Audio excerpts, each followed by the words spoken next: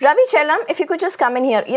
There are two aspects to this. One, Kerala is a hugely dense population, has a hugely dense population, and I would like to get MG Radhakrishnan on this as well. But first, Ravi Chellam, Kerala has this hugely dense population with extremely less land area.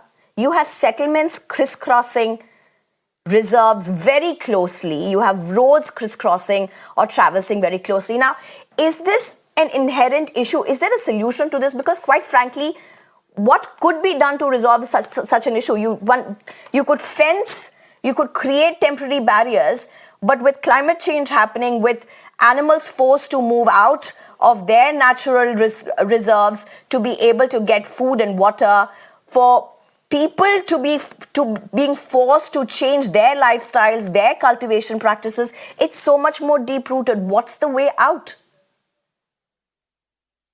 The way out is first to accept that India has actually done very well in conservation and has an ethos which is deeply rooted in nature.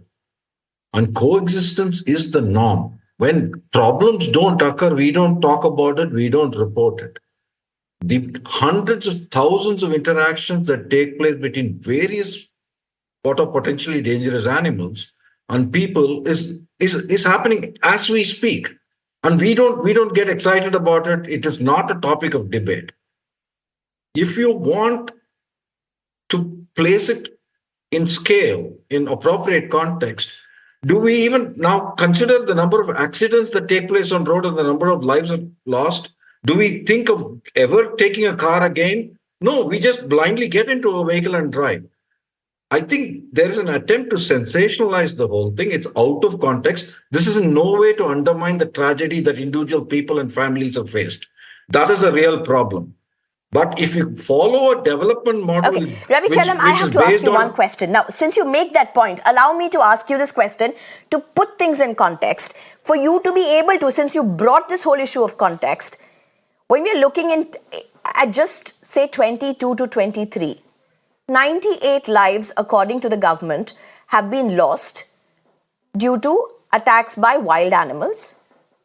Around 27 of them were due to attacks by elephants. Now, I'm not asking you anything isolating this case, but I'm trying, would you be able to help us put this in perspective?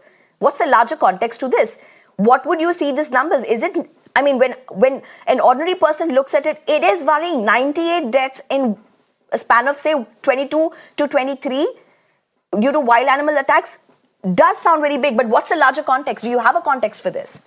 We need to be careful about the language you use. First of all, to call these attacks is incorrect. You don't know the circumstances under which... I mean, if you have people crowding a wild animal, what do you expect it to do? Right? I mean, absolutely true. No, even if you're throwing firecrackers at them, absolutely. So if you provoke an animal, what do you expect it to do? Often it is panicking. It is maybe even trying to run away, and you're on the way.